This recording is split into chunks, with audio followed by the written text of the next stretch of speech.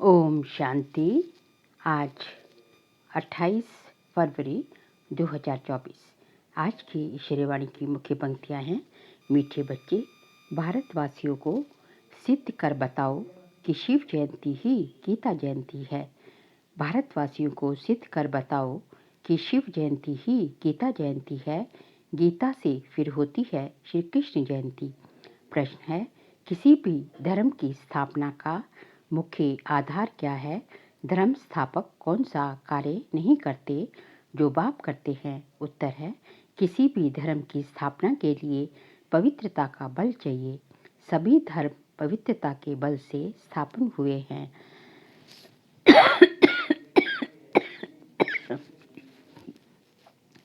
लेकिन कोई भी धर्म स्थापक किसी को पावन नहीं बनाते, क्योंकि जब धर्म स्थापन होते हैं तब माया का राज्य है।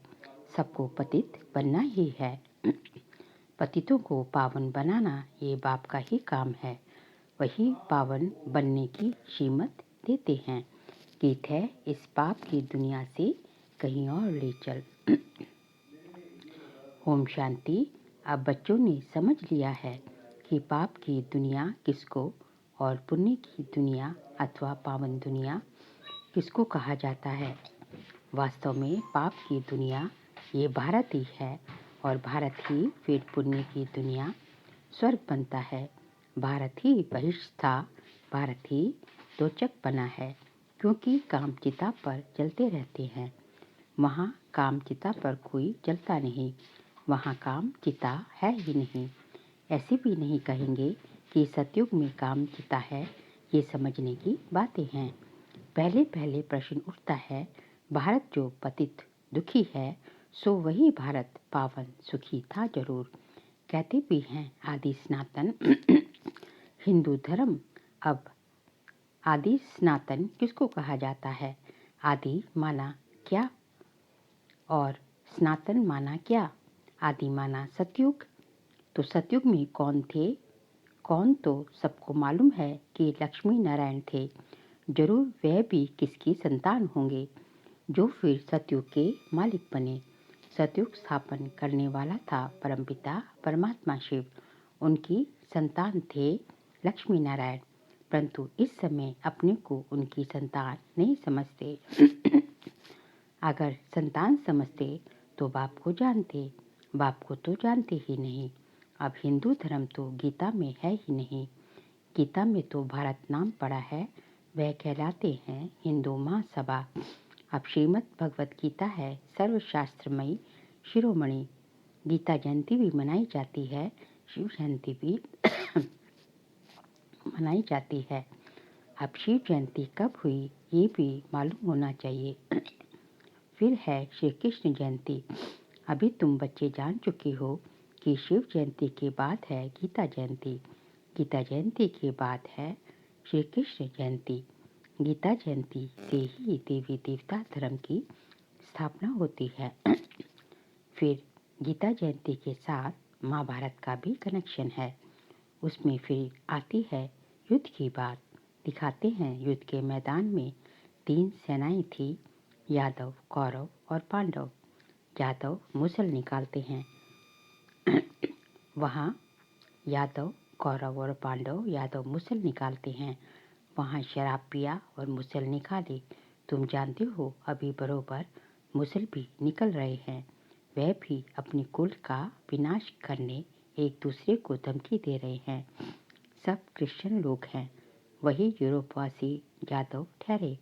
तो एक है उन्हों की सभा, उनका विनाश हुआ, आपस में लड़ मरे। उसमें सारा यूरोप आ गया। उसमें इस्लामी, बौद्धी, क्रिश्चियन सब आ जाते हैं।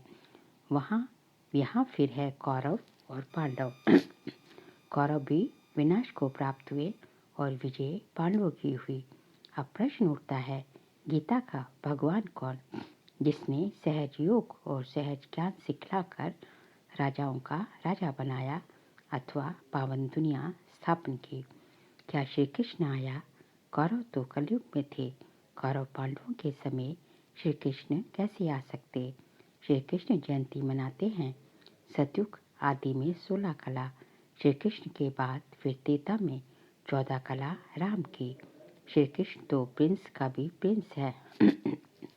भिखारी प्रिंस लोग श्री कृष्ण को पूछते हैं क्योंकि जानते हैं वह सतयुग का 16 कला संपूर्ण प्रिंस था। हम भिखारी हैं। जरूर प्रिंस लोग भी ऐसे कहेंगे ना। अब फिर शिव जयंती भी है। मंदिर भी बड़े से बड़ा उनका ही बना हुआ है। वह है निराकार शिव का मंदिर। उनको ही परमपिता परमात्मा कहेंगे। ब्रह्मा विष्णु शंकर भी देवता ही ठहरे। शिव जयंती भारत में ही मनाई जाती है। अब देखो शिव जयंती आने वाली है। सिद्ध कर समझाना है। शिव को ही कहा जाता है ज्ञान का सागर, अर्थात सृष्टि को पावन बनाने वाला परमपिता परमात्मा। गांधी भी गाते थे, श्री कृष्ण का नाम नहीं लेते थे। अब प्रश्न उठता है, शिव जयंती से गीता जयंती या श्री कृष्ण जयंती सो गीता जयंती। अब श्री कृष्ण जयंती तो सतयुग में कहेंगे। शिव की जयंती कब हुई थी किसको पता नहीं। शिव तो है निराकार परमपिता परमात्मा। उसने सृष्टि रची संगम पर। सतयुग में था श्री कृष्ण का राज्य, तो जरूर पहले शिव जयंती होगी। बच्चे जो ब्राह्मण कुलभूषण सर्विस में तत्पर रहते हैं, उन्हों को ये बातें बुद्धि में लानी है कि भारतवासियों को कैसे सिद्ध कर बताएं कि शिव जयंती सो गीता जयंती। फिर गीता से होती है श्री कृष्ण जयंती अथवा राजाओं के राजा की कहानी जयंती। श्री कृष्ण है पावन दुनिया का राजा। वहाँ तो है राजाई। वहाँ श्री कृष्ण ने जन्म लेकर गीता तो गाई नहीं, और सतयुग में महाभारत लड़ाई आदि तो हो नहीं सकती। वह जरूर संगम पर हुई होगी। तुम बच्चों को अच्छी तरह इन बातों पर समझाना है। पांडव और कौरव सभा मशहूर है। पांडवपति दिखाते हैं, श्री कृष्ण को समझते हैं। उसने सहज ज्ञान और सहज राजयोग सिखाया। अब वास्तव में लड़ाई की तो कोई बात नहीं। विजय पांडवों की हुई है, जिन्हों को परमपिता परमात्मा ने सहज राजयोग सिखाया। वही 21 जन्म सूर्यवंशी चंद्रवंशी बन गए। तो पहले समझाना है हिंदू महासभा वालों को। सभाएं तो और भी हैं, लोकसभा राज्यसभा। ये हिंदू सभा है मुख्य। जैसे 3 सेनाएं गाई हुई हैं, वैसे यादव कौरव और पांडव, और ये हुए भी संगम पर। अभी सतयुग की स्थापना हो रही है। श्री कृष्ण के जन्म की तैयारी हो रही है। गीता जरूर संगम पर ही गाई है। अब संगम पर किसको लाए? श्री कृष्ण तो आ न सके। उनको क्या पड़ी है जो पावन दुनिया को छोड़ पतित दुनिया में आए? और श्री कृष्ण तो है भी नहीं। तुम जानते हो अब वह 84वें जन्म में है। कई लोग फिर समझते हैं श्री कृष्ण हाजिरा हजूर है, सर्वव्यापी है। श्री कृष्ण के भक्त कहेंगे ये सर्व कृष्ण ही, सब जगह कृष्ण ही कृष्ण है। श्री कृष्ण ने ये सब रूप धरे हैं। राधे पंथी होंगे वे फिर कहेंगे जहाँ देखो वहाँ राधे ही राधे हैं। अनेक मतें निकल पड़ी हैं। कोई कहे ईश्वर सर्वव्यापी, कोई कहे श्री कृष्ण सर्वव्यापी, कोई कहे राधे सर्वव्यापी। अब बाप तुम बच्चों को समझाते हैं। वह बाप वर्ड ऑलमाइटी अथॉरिटी है, तो अब तुम बच्चों को भी अथॉरिटी दे रहे हैं कि कैसे इन सबको समझाना है। हिंदू महासभा वालों को समझाओ, वह इन बातों को समझ सकेंगे। वह अपने को रिलीजियस माइंडेड मानते हैं। गवर्नमेंट तो कोई धर्म को मानती नहीं, वह खुद ही मुझे हुए हैं। शिव परमात्मा है निराकार ज्ञान सागर, और कोई को ज्ञान का सागर कह नहीं सकते। वह जरूर सम्मुख आकर ज्ञान देंगे, तब राजाई स्थापन हो। फिर तो बस राजाई स्थापन हो गई। फिर सम्मुख तब आए जब राजाई गवाएं। तो तुमको सिद्ध करना है शिव परमात्मा है निराकार ज्ञान सागर। शिव जयंती सो गीता जयंती। इस पर नाटक बनाने हैं जो मनुष्यों की बुद्धि से श्री कृष्ण की बात निकल जाए। निराकार शिव परमात्मा को ही पतित पावन कहा जाता है। शास्त्र आदि जो भी बने हुए हैं वह सब मनुष्य मत पर मनुष्य ने बनाए हैं। बाबा का शास्त्र तो कोई है नहीं। बाप कहते हैं मैं सम्मुख आकर तुम बच्चों को बैगर टू प्रिंस बनाता हूँ और फिर मैं चला जाता हूँ। ये नॉलेज मैं ही सम्मुख सुना सकता हूँ। वह गीता सुनाने वाले भल गीता सुनाते हैं, परंतु वहाँ भगवान सम्मुख तो है नहीं। कहते हैं गीता का भगवान सम्मुख था जो स्वर्ग बनाकर चला गया। तो क्या वह गीता सुनने से कोई मनुष्य स्वर्गवासी हो सकता है? मरने समय भी मनुष्यों को गीता सुनाते हैं और कोई शास्त्र नहीं सुनाते हैं। समझते हैं गीता से स्वर्ग की स्थापना हुई, इसलिए गीता ही सुनाते हैं।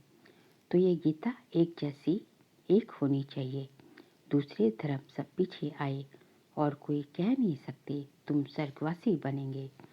फिर मनुष्यों को पिलाते भी गंगा जल हैं। यमुना जल नहीं पिलाते, गंगा जल का ही महत्व है।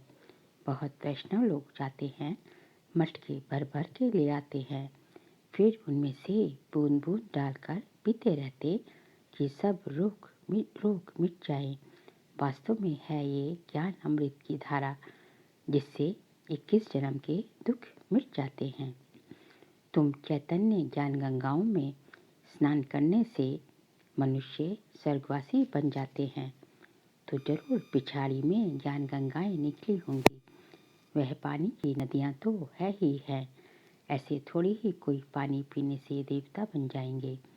यहाँ कोई थोड़ा ही ज्ञान सुनते हैं तो स्वर्ग के हकदार बन जाते हैं। ये है ज्ञान के सागर शिव बाबा की ज्ञान गंगाएं। ज्ञान सागर गीता ज्ञान दाता एक शिव है, श्री कृष्ण नहीं है।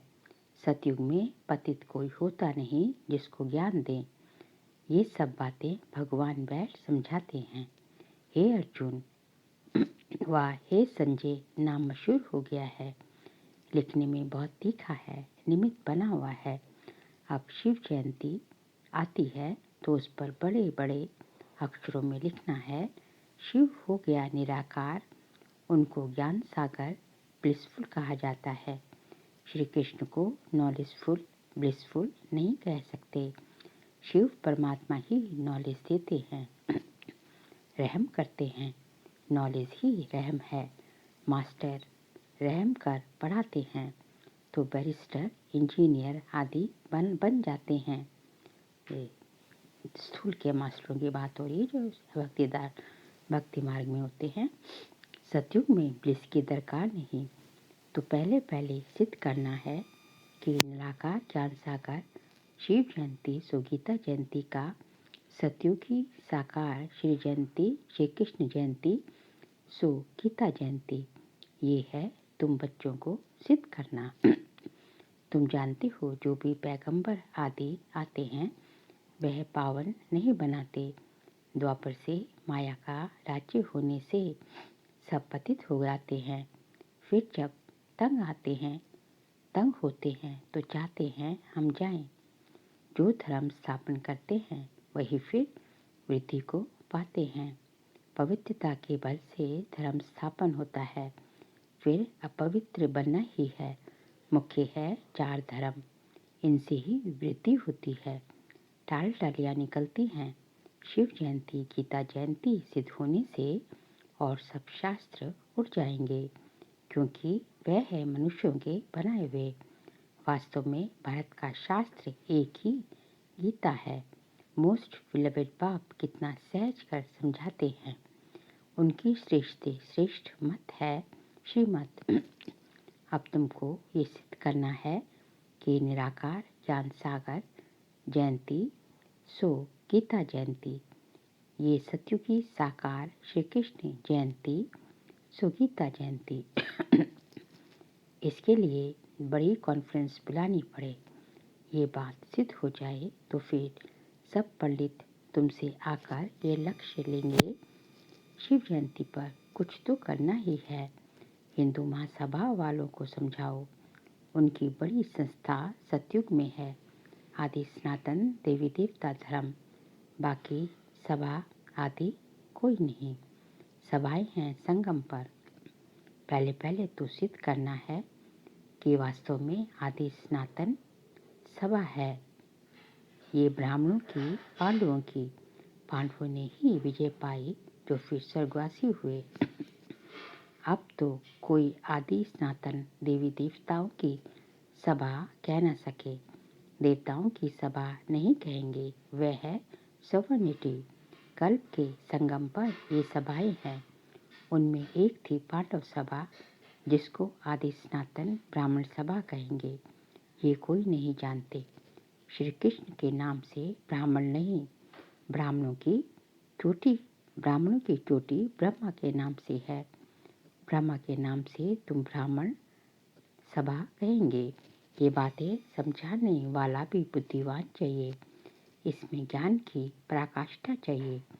निराकार शिव ही गीता ज्ञान दाता, दिव्य चक्षु विधाता है।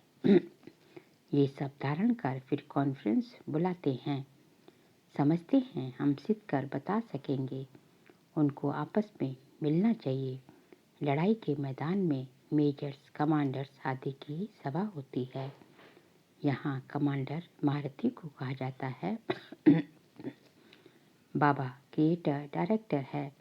स्वर्ग की रचना करते हैं, फिर डायरेक्शन देते हैं। महासभा बनाओ, फिर इस बात को उठाओ। गीता का भगवान सिद्ध होने से फिर सब समझेंगे कि उनसे योग लगाना चाहिए। बाबा कहते हैं, मैं गाइड बनकर आया हूँ, तुम उड़ने लायक तो बनो। माया पंख तोड़ डालती है। योग लगाने से तुम्हारी आत्मा पवित्र हो जाएगी, फिर उड़ेंगे। अच्छा, मीठे मीठे सिखलते बच्चों प्रति माता पिता बाप दादा का याद प्यार और गुड मॉर्निंग।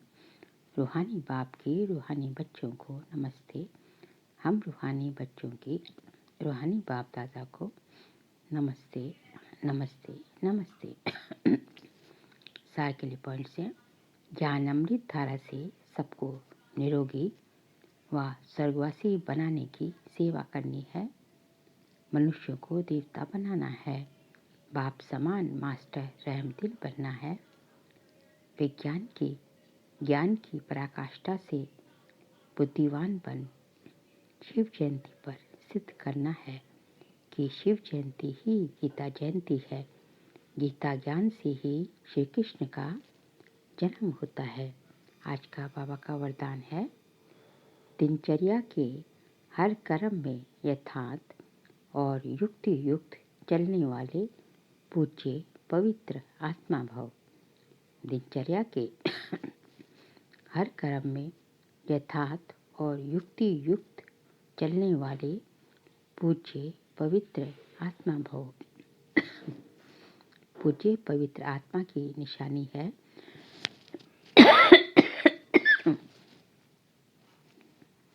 उनका हर संकल्प, बोल, कर्म और स्वप्न यथार्थ अर्थात युक्ति युक्त होगा। हर संकल्प में अर्थ होगा। ऐसे नहीं कि ऐसे ही बोल दिया, निकल गया, कर लिया, हो गया। पवित्र आत्मा सदा दिनचर्या के हर कर्म में यथार्थ युक्ति युक्त रहती है।